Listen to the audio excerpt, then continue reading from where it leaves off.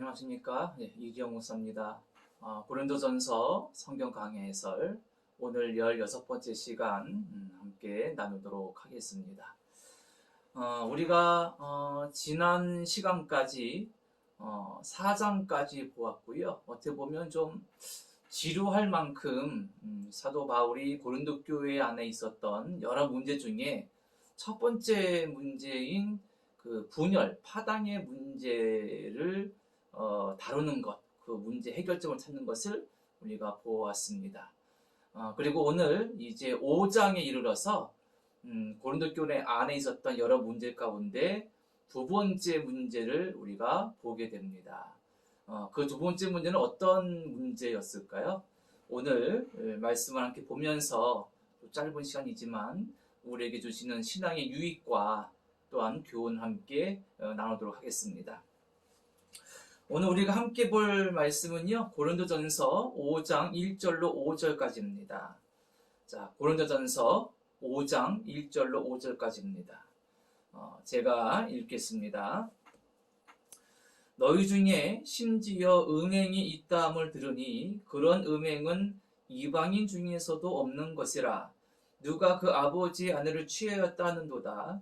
그리하고도 너희가 오히려 교만하여져서 어찌하여 통한이 여기지 아니하고 그 일 행한 자를 너희 중에서 쫓아내지 아니하였느냐.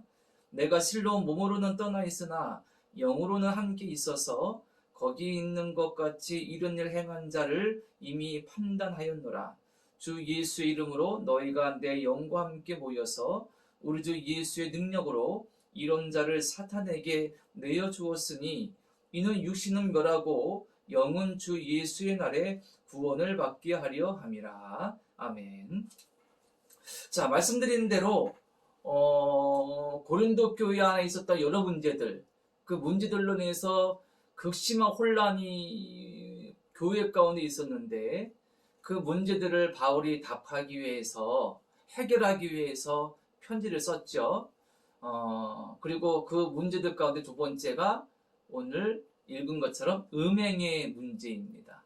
자, 이 음행의 문제는 어떤 상황이냐면 아마 고린도 교회 안에 그 어떤 사람이 아버지 아내와 동거하는 사람이 있었던 것 같아요.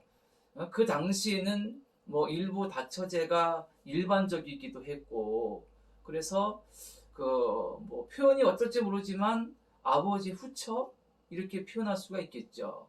그 후처와 함께 살고 있던 사람이 있었다. 교회 안에 그런 성도가 있었다는 것입니다.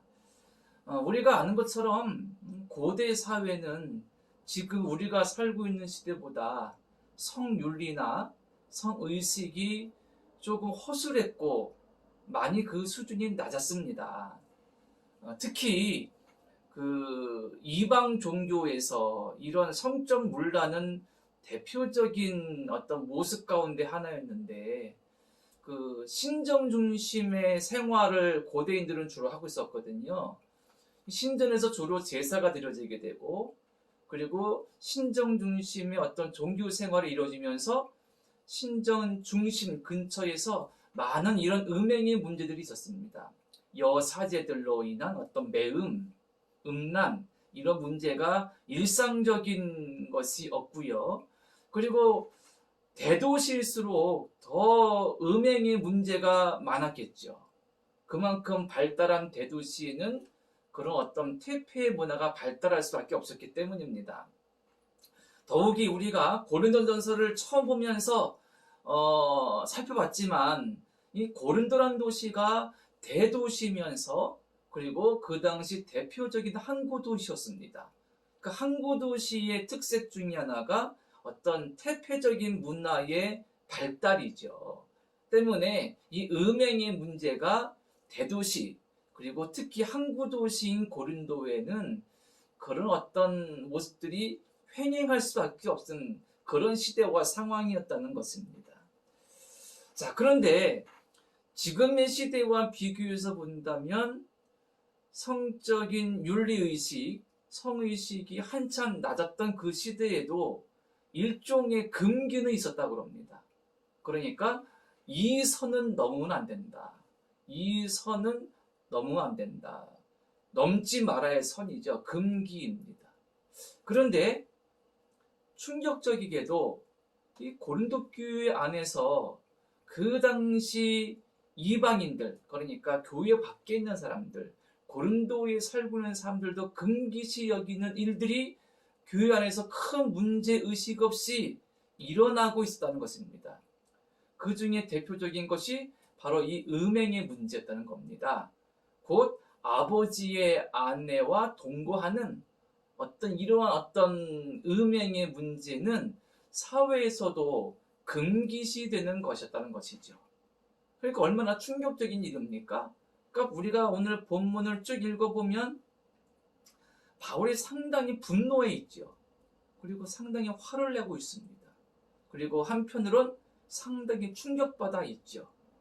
그러니까 바울이 그만큼 충격받고 화를 내고 있는 것은 그만큼 사회적으로도 용인되지 않는 금기시되는 죄를 교회 안에서 버젓이 행하고 이루어지고 있었다는 것입니다. 자, 이런 의미에서 오늘 말씀 가운데 그러면 이 고린도 교회 안에 이 음행의 문제가 어떤 내용들이었느냐, 그리고 바울이 어떻게 그 문제를 풀고자 하느냐라는 것을 우리가 살펴볼 때에 중요한 의미가 있는 것이 2절 말씀입니다. 자, 2절 말씀을 제가 다시 한번 읽어드리겠습니다. 잘 들어보시죠. 그리하고도 너희가 오히려 교만하여져서 어찌하여 통한이 여기지 아니하고 그 일 행한 자를 너희 중에서 쫓아내지 아니하였느냐. 자, 바울이 이렇게 말하고 있어요. 그러니까 음행의 죄를 범한 고린도 교회의 한 성도를 교회에서 왜 그대로 내버려 두고 있느냐? 왜 용인하고 있느냐? 그에게 징계나 처벌을 내리지 않고 있느냐? 왜 교회 밖으로 쫓아내지 않고 있느냐? 이렇게 바울이 고린도 교인들을 책망합니다.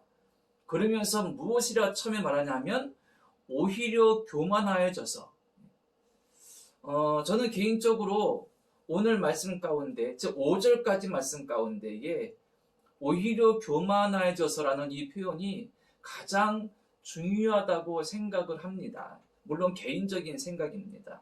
왜냐하면 이 말 속에서 지금 고린도 교회 안에 있는 이 음행의 문제가 어느 정도 심각한 건지, 왜 심각한 건지를 잘 보여주고 있기 때문이라고 생각합니다.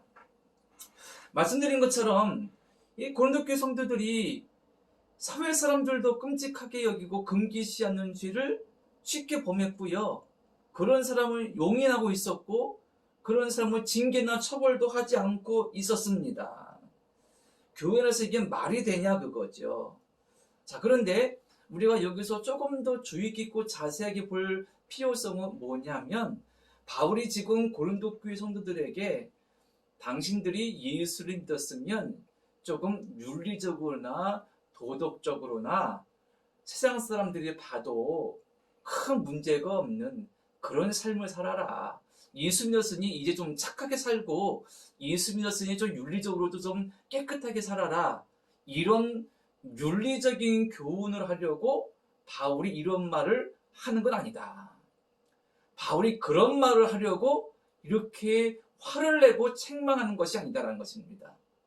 바울이 이런 말을 하는 까닭, 그리고 그렇게 화를 내는 이유는 이들이 교회 안에서 일어난 이 음행의 문제에 대해서 문제시 삼지 아니하고 그리고 용인하고 어떤 처벌이나 징계도 없는 그런 모습들 가운데 믿음의 본질을 왜곡하고 있기 때문에, 즉 복음에 대한 본질이 왜곡되어지고 그것을 잘못 깨닫고 있기 때문에 그에 대한 결과로 나타나는 것이라고 바울이 생각하고 있기 때문입니다. 그리고 그것이 정확하게 보인다는 겁니다. 그리고 그런 왜곡된 믿음으로 말미암아 교회 공동체가 흔들리고 있는 것이죠. 자, 제가 지금 중요하다고 말씀드린 문장이 뭐였냐면 너희가 오히려 교만해져서, 그게 무슨 말이냐면 부끄러워해야 되던 죄인데 부끄러워하지 않는 겁니다. 창피해야 되는데 창피한 줄 모르는 거예요. 그리고 오히려 교만해졌다는 겁니다. 그러니까 교만하다는 것은 뭐냐면 우쭐댄다는 거예요. 우쭐대고 으스대고 자랑한다는 겁니다. 참 아이러니하죠. 아무리 고대 사회의 어떤 성윤리나 의식이 조금 지나치다 할지라도 이런 일이면은 부끄러워하고 창피해야 될 터인데 그렇지 않고 오히려 우쭐대고 자랑하고 있다는 겁니다. 이건 무슨 의미냐면 조금 전에 말씀드린 어떤 믿음과 신앙, 복음과 연결되어서 이 고린도교인들이 잘못 생각하고 있다는 겁니다. 믿음에 왜곡되어 있다는 것이죠. 이런 겁니다. 이런 음행의 문제까지도 전혀 문제시하지 않을 만큼 자신들의 신앙은 우월하다라고 생각하고 있다는 겁니다. 자신들의 신앙의 우월성이나 어떤 성숙함, 성장함 이런 것들의 증거로 음행의 문제에 자유롭다 이렇게 여기고 있다는 것입니다. 바울은 이것을 지적하고 있는 거예요. 윤리적, 도덕적으로 깨끗하게 살아라 그걸 말하는 것이 아니라 당신들이 지금 믿음과 신앙이 잘못되었다라고 말하고 있는 겁니다. 우리가 앞서서 보아온 것 중에 여러 번 반복해서 본 것이 뭐냐면 고린도 교회를 구성하고 있는 사람들 그 중에 많은 사람들이 지혜도 지식에도 풍족했고 은사 경험도 많은 풍성한 은혜를 많이 경험한 사람들이었다.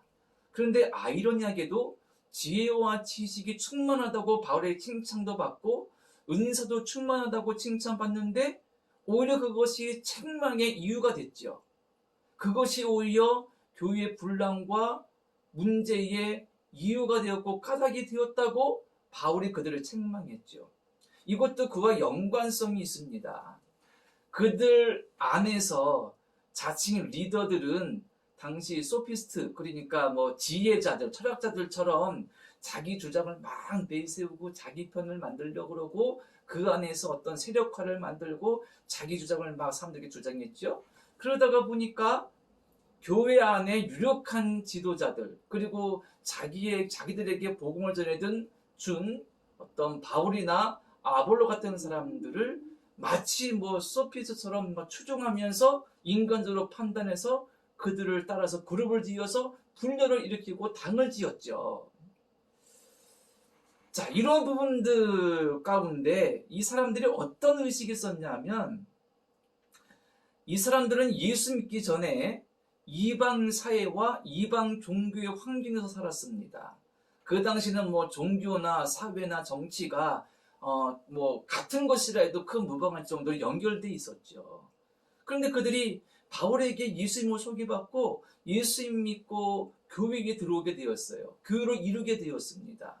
그러면서 그들이 지금까지 가지고 왔던 이방 종교에 대한 어떤 신앙, 그리고 이방 종교 사회에 대한 어떤 환경들 속에서 자신들이 가지고 있었던 것보다 더 우월한 어떤 집단에 소속하게 되었다는 그런 우월감을 갖게 되었다는 거예요. 한편으로는 맞기도 하죠. 예수 그리스도를 믿음으로 말미암아 신앙 공동체에 속하게 되었고 구원받게 되었으니까 얼마나 귀하고 놀라운 은혜를 받은 것입니까? 얼마나 귀한 공동체에 소속된 것이고 얼마나 존귀한 사람들과 함께한 것입니까? 이런 측면에서 이방 종교와 이방 사회에서 살던 사람들이 예수께로 돌아오게 되었으니까 큰 은혜이고 놀라운 역사인 건 맞습니다.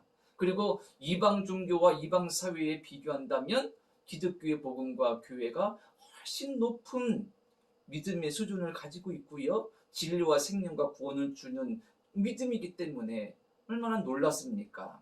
그런데 이들이 착각하고 있는 건 뭐냐면 이방 종교, 그들이 평생 믿어왔던 이방 종교와 이방 사회와 교회와 예수 그리스도를 믿는 성도들의 차이점과 차별점은 뭐냐? 그거를 모르고 있었다는 거예요. 착각하고 있었다는 것이고요. 왜곡하고 있었다는 것입니다. 그들은 이렇게 생각한 겁니다. 우리는 이런 것도 문제 삼지 않아. 우리는 이런 것도 넘을 수 있어. 우리는 이런 것도 전혀 어떤 것에도 영향받지 않아. 이런 것도 다 우리는 포용할 수 있고 수용할 수 있고 우리의 신앙적인 수준으로는 이런 것 아무런 문제가 되지 않아. 이렇게 생각하고 있었다는 겁니다. 그만큼 어떠한 사회적으로 윤리적으로 문제되는 것 할지라도 자기들은 그걸 다 초월해서 어떤 것도 영향받지 않는 아주 우월한 존재다. 그런 식으로 생각했다는 것입니다. 그러니까 오히려 부끄러워하고 창피해야 될 일에 있어서 오히려 떳떳하고 으스대고 자랑하고 있다는 겁니다. 우리는 이런 것도 아무 상관없어. 이런 식으로요. 이것을 자유라고 착각하고 있는 거예요. 이것을 예수 믿는 자의 자유라고 착각하고 있는 겁니다. 이에 대해서 제가 4장에서 한번 살짝 말씀드린 적이 있어요. 4장 8절에 보면 바울이 고린도 교인들을 책망하면서 이렇게 말한 적이 있습니다. 너희가 이미 배부르며 이미 풍성하여 무리 없이도 왕이 되었도다. 이렇게 말한 적이 있거든요. 그때 제가 임이라는 단어의 어떤 위험성을 말씀드린 적이 있죠. 초대교회뿐 아니라 지금까지도 이단과 사입의 대표적인 어떤 위험성이 임이라는 말 속에 많이 포함되어 수 있습니다. 이미 구원받았어. 이미 나는 죄사함 받았어. 이미 나는 거듭났어. 이렇게 되면은 이미 이후의 삶은 어떤 것에서도 통제를 받지 않는 겁니다. 어떤 책임감도 없고 어떤 다른 삶에 대한 그리고 사회에 대한 교회에 대한 어떤 책임성도 없는 거예요. 참 위험한 거거든요. 그러니까 이들도 지금 그렇게 생각하고 있는 겁니다. 이 음행의 문제에 있어서. 자, 그래서 바울이 이렇게 믿음의 본질과 복음을 왜곡하여서 어떤 것도 문제되지 않는다고 착각하는 이들 때문에 화를 내고 진노하면서 그들을 심하게 책망하고 있는 겁니다. 그러면 바울이 이 음행의 문제에 있는 이들에게 어떻게 하라고 할까? 바울이 제시하는 해결책은 뭘까요? 그러니까 2절 후반부부터 5절까지가 그 내용인데 한마디로 말하면 그겁니다. 그 사람을 내쫓아라. 내가 판단하기에 그 사람은 내쫓아야 된다는 것이죠. 어떻게 보면 조금 놀랍지 않습니까?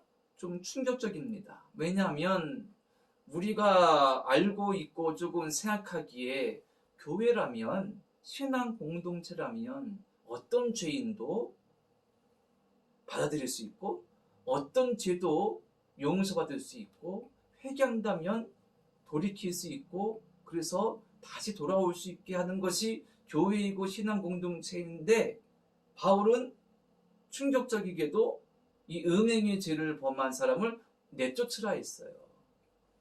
그리고 우리가 앞서도 봤지만 바울은 자신뿐 아니라 고린도 교회 성도들에게 함부로 판단하지 말라 그랬거든요. 성도들이 함부로 바울이나 아볼로를 판단해서 추종하고 그런 것들을 책망하면서 나도 함부로 판단하지 않는다. 너희도 함부로 판단하지 말라 그랬거든요. 근데 바울은 자기는 이미 판단했다는 겁니다. 이 사람을 내쫓아야 된다고. 참 충격적이죠. 이거 왜 이럴까요? 왜 바울은 이렇게 말하는 것일까요? 오직 판단은 하나님께만 있다고 바울이 말했었는데. 그런데 바울의 생각에 이것은 판단이 너무 자명한 겁니다.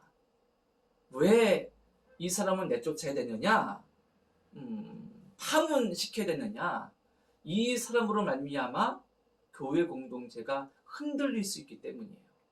그 영혼도 중요하지만 이 영혼으로 말미암아 교회 공동체, 신앙 공동체가 흔들리고 신앙과 믿음의 본질이 훼손되어지고 많은 사람들이 영혼의 죽음에 이를 수 있기 때문에 이 사람은 파문시키는 것이 맞다고 지금 바울이 단정 내리고 있는 겁니다. 이것을 다른 표현을 한다면 이런 것이죠. 죄에 대해서 안일하게 대처해서는 안 된다는 겁니다. 바울이 서신서에서 말한 여러 표현들 중에 자기 가슴을 치고 내 몸을 쳐서 복종시키게 한다 그런 표현들이 있거든요. 물론 그것은 사명에 대한 자기 어떤 자세, 순종, 복종 그런 의미가 있지만 한편으로 그런 표현을 좀 단순하게 생각한다면 죄에 대해서도 우리가 가슴을 치고 자복하고 고통스러워하는 그런 부분들이 분명히 필요하다는 겁니다. 그래서 안일하게 죄나 악의 것들을 그냥 대하고 그냥 받아들이고 수용하고 그럴 수도 있지 뭐라고 넘어가기 시작한다면 어느 순간에 영혼이 무너지고 어느 순간에 신앙 공동체, 교회 공동체가 무너지고 깨질 수도 있다는 사실입니다. 그러니까 바울은 그것을 너무나 분명히 알고 있었고요. 그것을 경계하고 있는 거예요. 그래서 너희들이 그 사람을 내쫓으라, 파문해라. 그래야 그나마 교회 공동체를 지킬 수 있고 믿음과 복음의 본질을 훼손시키지 않고 올바른 믿음으로 나갈 수 있다는 겁니다. 단 여기서 우리가 한 가지 조심할 것은 우리가 다 바울 같은 믿음의 수준에 있는 사람이 아니잖아요. 우리가 다 어떤 훌륭한 믿음, 아주 성숙하고 아주 분명한 그런 믿음의 경지에 이르지 못했잖아요. 판단이 그래서 조심스러워야 되는 것이죠. 그래서 하나님의 공의와 사랑의 근거에서 하나님의 말씀의 근거에서 예수 그리스도의 십자가의 사랑과 그분의 은혜와 구속의 근거에서 정확한 판단을 할 수 있는 분별력과 지혜와 믿음이 필요합니다. 이것을 강구해야 됩니다. 그렇지 않고 함부로 정죄를 남발하다 보면 이것은 어떻게 보면 또 다른 문제의 시작점이 될 수가 있어요. 함부로 판단하면 안 되죠. 올바르게 판단할 수 있도록 우리가 믿음과 지혜를 강구해야 되겠고 올바르게 말씀을 깨달아야 되겠고 그것을 사모하는 간절한 기도와 또 훈련이 필요한 것이죠. 한 가지만 더 보면요. 5절에 보면 이 음행의 죄를 범한 이 사람을 바울이 어떻게까지 표현했냐면 사탄에게 내어주었다 이런 표현까지 듭니다. 그러면서 사탄에게 내어주어 육신은 멸하고 그리고 영은 죽기 주 예수의 날에 구원을 받게 하려 함이라 이렇게 말합니다. 자, 이 한 영혼이 귀한데 그 영혼을 그냥 사탄에게 내어주라 이렇게까지 표현하고 있어요. 이것은 그만큼 바울이 문제의 심각성과 그리고 신앙 공동체 즉 교회의 어떤 소중함 그 교회를 지키기 위한 그런 것에 의한 표현이라고 보면 될 것 같습니다. 그렇다고 바울이 한 영혼을 너무 가볍게 여겼다 이렇게 말할 수는 없어요. 왜냐하면 자신의 판단과 생각으로 지금 고린도 교회를 지킬 수 있고 성도들을 지킬 수 있는 최선의 방법은 그 음행의 죄를 범한 사람을 파문시키는 겁니다. 하지만 그 영혼을 절대 포기한 것은 아니라는 것이죠. 바울이 끝에 5절 끝에 뭐라 말했냐면 주 예수의 날에 구원을 받게 하려 합니다. 그러니까 완전한 판단은 하나님께서 하실 것이죠. 그러니까 그 영혼이 돌아올 수 있는 구원받을 수 있는 여지와 그리고 그것에 대한 생각은 가지고 있는 겁니다. 하지만 지금은 그 한 영혼에 대해서보다는 교회 전체를 바라보는 시각이 바울에게 더 강한 겁니다. 그래서 우리가 좀 생각할 부분은 바울이 그냥 한 영혼을 함부로 그냥 버렸다 이런 측면보다는 그 영혼도 구원의 대상으로 여기고 있으나 지금 중요한 것은 그 영혼이 지은 음행의 죄로 말미암아 고린도 교회가 처해 있는 심각한 위기로 볼 때에 자기의 판단으로는 이 영혼을 지금 내쫓는 것이 맞다라는 것입니다. 그리고 그 영혼에 대한 판단과 구원은 하나님께서 하실 것이다. 이런 가능성을 놓고 있는 거죠. 그런 부분들을 우리가 기억한다면 오늘 말씀을 이해하는데 좀 더 우리에게 유익하게 될 것입니다. 결론을 접으면 오늘 저는 개인적으로 앞서 말씀드렸듯이 오늘 본문에서 가장 중요한 말씀을 2절 말씀에 그리하고도 너희가 오히려 교만하여져서 이것에 있다고 생각합니다. 오히려 교만하여져서 생각해 봐야 됩니다. 세상과 교회, 그것의 차이점과 차별성은 어디서 오는 걸까? 세상과 교회의 차별성은 어디서 오는 것이고 그 차별성은 어디서 드러나는 것일까? 결국에는 예수님을 따라 사는 삶의 모습으로 차별성이 드러나는 거예요. 예수님을 온전히 믿고 따르는 사람은 이기적인 방종과 그리고 어떤 무책임한 행동을 함부로 하지 않겠죠.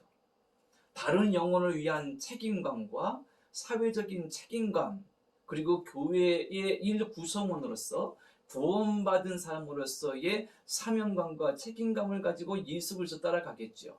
함부로 내 몸과 마음을 내 마음대로 하지 못하겠죠. 이런 의미에서 오히려 교만해져서 이런 부분들을 잘 기억하면서 우리의 믿음과 신앙의 진실성, 겸손함, 깊은 믿음을 우리가 더욱더 생각해 되겠고요. 그리고 죄에 대한 단호함이 필요합니다. 죄를 끊어내는 결단도 있어야 되겠고 그런 뜨거운 결단의 마음도 우리에게 필요하고 기도해야 됩니다. 단 그것을 분별하고자 하는 올바른 믿음과 신앙을 위해서 우리가 기도해야 되겠고 간구해야 되겠고 말씀을 묵상해야 되겠고 그리고 더 깊은 믿음의 수준으로 들어가려고 사모해야 될 줄로 믿습니다. 그리고 마지막 한 가지, 고린도 교회를 보면 참 교회가 참 어렵다, 많은 문제가 있구나, 이것을 우리가 생각하게 됩니다. 우리가 섬기는 교회가 올바른 교회, 믿음이 굳건히 세워진 교회, 그리고 예수 그리스도께서 참된 주인 되시는 교회, 진정한 교회 되기를 더 기도해야 되겠다, 이런 생각이 듭니다. 이렇게 교회를 위해서 기도해 주시는 우리가 되기를 간절히 바랍니다. 자, 잠깐 기도드리겠습니다. 하나님 아버지, 우리도 모르는 사이에 여러 죄와 우리의 허물들이 우리 가운데 있어서 당신을 향한 우리의 믿음과 또한 믿음의 고백들을 흔들기도 합니다. 주님, 우리의 믿음을 지켜주셔서 죄에 물들지 아니하고 죄를 끊어낼 수 있는 믿음 주시고 그것을 분별할 수 있는 지혜와 믿음의 명철도 더하여 주옵소서. 예수님의 이름으로 기도드립니다. 아멘. 자, 이렇게 해서 5장 시작했고요. 나머지 5장에 대한 부분들 음행에 관련돼서 다음 시간에 좀 더 보도록 하겠습니다. 감사합니다. 또 건강한 하루하루 되시기를 간절히 바랍니다.